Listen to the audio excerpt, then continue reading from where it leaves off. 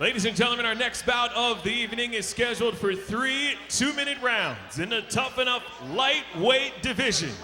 Introducing first, fighting out of the blue corner with a record of 2 wins and no losses. Fighting out of All In MMA, Buena Park, California, Robert Ortiz. His opponent stands across the cage in the red corner with a record of 3 wins and 1 loss. Fighting out of Drysdale, Brazilian Jiu-Jitsu, Las Vegas, Nevada, Leandro Arias.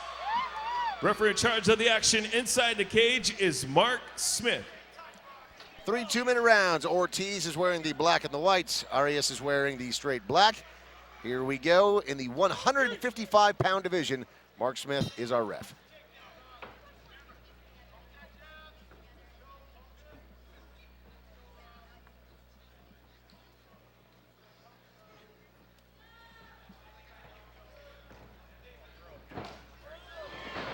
Outside leg kick there from Arias. It's caught and big take. Trip from Ortiz. Very effective.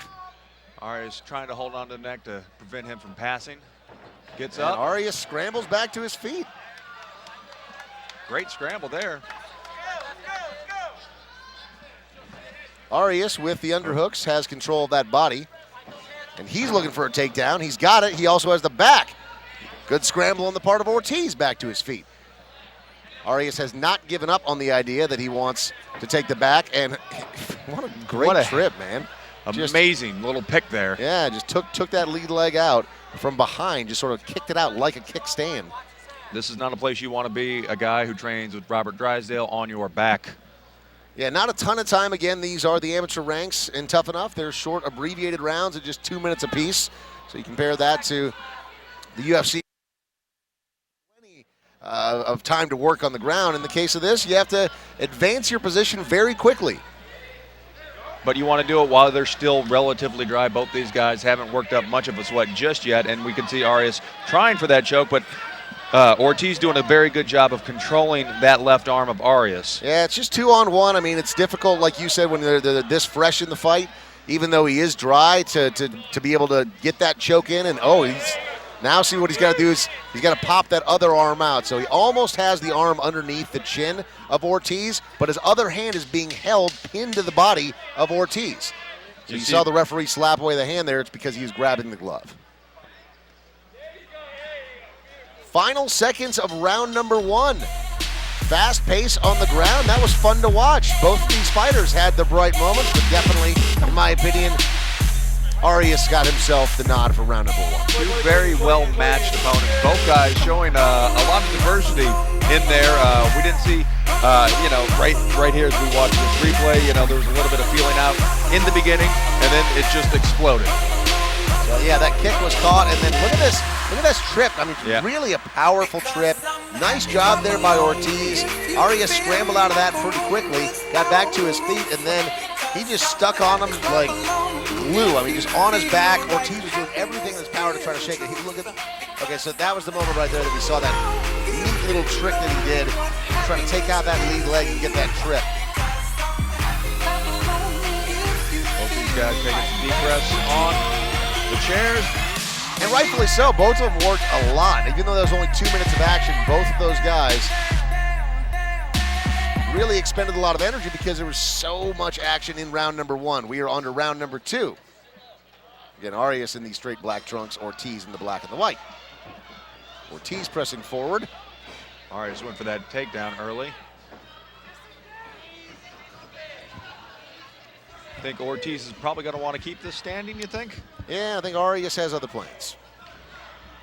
He's great with those trips. Great trip. And he's got the back again. He's got a full minute 40 to work here. He's just trying to tie him up, grabs. Just coming at him from all sorts of angles right now. And he's so confident in the control that he has with the body. So he'll throw that figure 4 body lock in. And he didn't have a figure 4 there. He just was controlling the back and the body so well that he's able to just stay connected to the back. He's flattened him out now. This is just textbook 101 when it comes to jiu-jitsu. But the way that he is so confident in his ability to maintain body control, lots of punches being thrown now, that he can take both arms and try to pick out that leg. Arias once again showing some really high-level jiu-jitsu. Stand up, but Arias is just smothering him right now.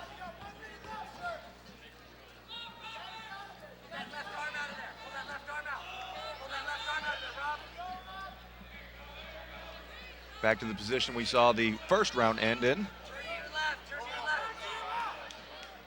Ortiz grabbing Arias' glove, though, getting warmed by Mark Smith. He's still got a hold of it. Now he's looking for that choke. Oh, he's got it. Under it. That's under the chin. 20 seconds left. I think he's going to be able to finish it. This could be the end. That's tight. Or is he going to go out? There. He's tapping. That's the end, ladies and gentlemen. Leandro Arias with a submission in round number 2. Ladies and gentlemen, our next bout of the evening is scheduled for 3 2-minute rounds in the Tuff-N-Uff lightweight division.